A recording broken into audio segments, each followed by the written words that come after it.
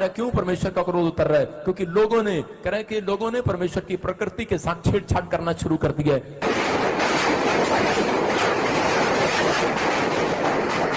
ऐसी ऐसी चीजें आपके सामने होंगी आने वाले फ्यूचर में कि समझ में नहीं आएगा।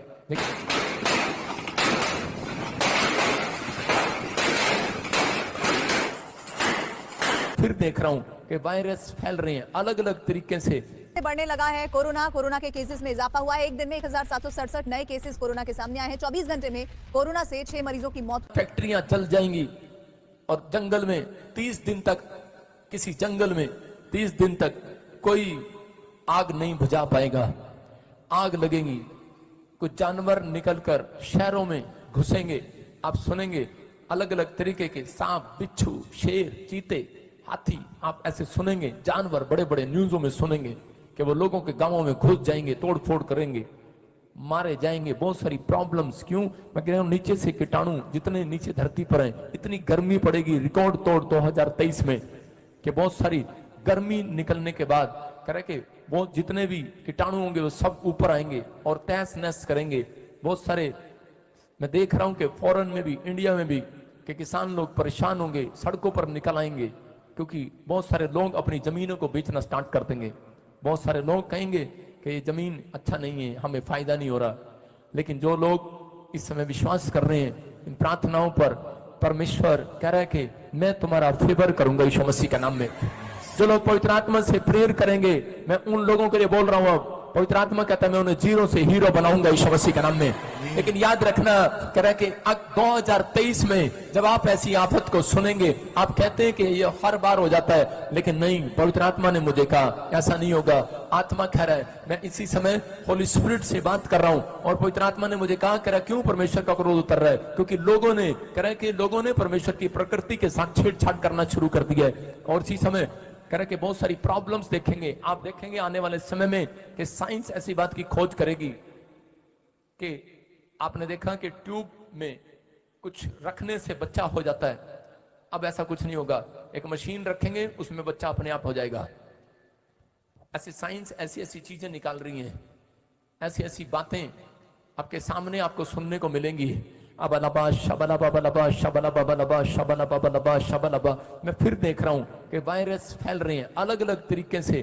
कुछ डॉक्टर लोग इंजेक्शन बनाएंगे, लगाने के लिए ट्रीटमेंट करेंगे वचन के द्वारा और एक प्राकृतिक आपदाओं के द्वारा और सांसारिक रीतियों के द्वारा और हमारे ही द्वारा, वो कानून हो या पार्लियामेंट हो या कानून व्यवस्था हो या किसी भी ओहदे पे हो या देश की हर एक प्रकृति क्यों ना हो, वह हर एक बात हमें सिखा रही है। अगर हम इस चीज़ को नहीं जानेंगे तो हम परमेश्वर के होने के बाद भी परमेश्वर के नहीं कहलाएंगे। ये हमारी कमियां हैं कि आज हम ईश्वर को जानते कब है, जब हमारी नीड होती है, जब हमारी आवश्यकताओं की हमें बहुत ज़्यादा ज़रूरत होती है, तो हम परमेश्वर के वचन के पास जाते हैं, उसकी आराधना करते हैं, उसकी स्तुति करते हैं। और जब वचन हमें अपने पास लेके आता है तो हम उसे नहीं देख पाते। इसी तरह वचन देखो, आप कहीं संकेत आपको इस तरह के मिलेंगे, कहीं तूफान आ रहा है, कहीं बाढ़ आ रही है, कहीं जलजला आ रहा है, कहीं भूकंप आ रहे हैं। आप इस चीज़ को अनदेखा ना करें, आप इस चीज़ को अनदेखा ना करें। ये एक ऐसा विषय है जो हमें अवेयरनेस की तरफ लेके आता है, वो हमारे परिवार के लिए, क्योंकि प्रभु ने अपने इकलौते पुत्र से प्रेम किया, उसी प्रकार हम भी हमारे पुत्र और पुत्री और हमारे माँ बाप से प्रेम करते हैं। क्यों करते हैं? क्योंकि वो रीति उसने सिखाई है और हम उसके लिए कुछ भी करने को तैयार हो जाते हैं। उसी प्रकार परमेश्वर भी अपने एक पुत्र के वादे के लिए सब कुछ कर सकता है।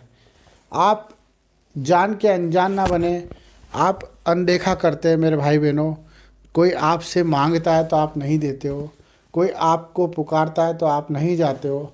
आप क्यों ऐसा जीवन जी रहे हो? जबकि परमेश्वर के सिग्नल यही है कि जो परेशानियाँ आती है उसके पीछे परमेश्वर खड़े होते हैं। पर जो परेशानियों को देख के परमेश्वर को भूल जाता है, परमेश्वर भी उससे भूल जाता है। मेरे भाई बहनों, आज हम बहुत से भाई उन दुख उठा रहे हैं जो शरीर की पीड़ाओं में, पारिवारिक पीड़ाओं में, कर्जों में हैं, जो आज एहसान तले दबे हुए हैं, जो बोझ तले दबे हुए हैं, जो आज हिम्मत नहीं जुटा पा रहे, जो आज अपने परिवार को नहीं चला पा रहे, ये सब बातें प्रकृति के रूप में हमें सिग्नल देती है।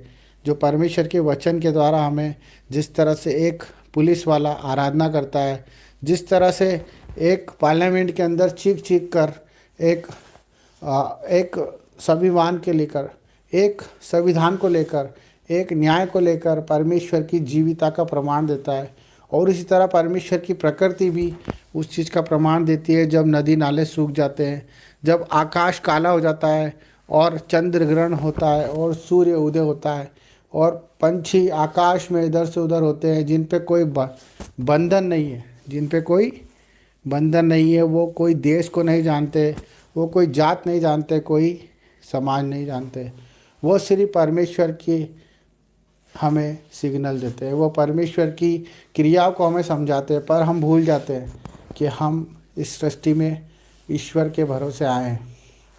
हम परमेश्वर के रूप में, उसके समानता के तरह हम इस सृष्टि में आए हैं।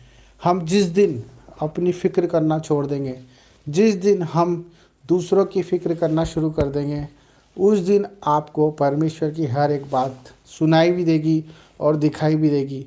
हमें अपने दर्दों को, अपने दुखों को आज अपने जीवन से निकाल के फेंकना है। हमें उनका महत्व ख़त्म करना है। जो हमें लगता है कि हमारे बिना नहीं हो सकता, वो चीज़ों को हमें छोड़ना है मेरे भाई बहनों। हमें हर एक जिम्मेदारी को प्रभु को सौंपना है। हमें हर एक बात को प्रभु के हाथों में सौंपना है, चाहे वो कितनी भी बड़ी बीमारी क्यों ना हो, हमें परमेश्वर के हाथ में ही सौंपना है। चाहे वो कितना ही बड़ा संघर्ष क्यों ना हो, क्योंकि जब आयुब को आप देखते हो बाइबल में कि वो परमेश्वर को कहता था कि अगर परमेश्वर चाहे तो मुझे मार भी दे तो मैं उस पर भरोसा करना नहीं छोड़ूंगा। हमारा भरोसा परमेश्वर पर होना चाहिए, क्योंकि न्याय का दिन निकट है। आपके न्याय का दिन निकट है, क्योंकि आपने जो करा है उसे आपको प्रभु के सामने रखना पड़ेगा। इसलिए मन फिराओ, पश्चाताप करो, प्रभु के करीब आओ, दुआएं करो, प्रार्थना करो। इसी से बचोगे, हर एक परेशानी से, हर एक तकलीफ़ से, कर्जों से, बीमारियों से। जब आप मन फिराओगे और अपनी गंदी आत्मा को छोड़कर परमेश्वर की पवित्र आत्मा को स्वीकार कर लोगे, यही सच्चा परमेश्वर हमसे चाहता है कि आप आपकी फ़िक्र छोड़ दें और परमेश्वर की प्रार्थना दुआ में लग जाएं और उसके कामों को करें, उसके कामों को ढूंढें, उसके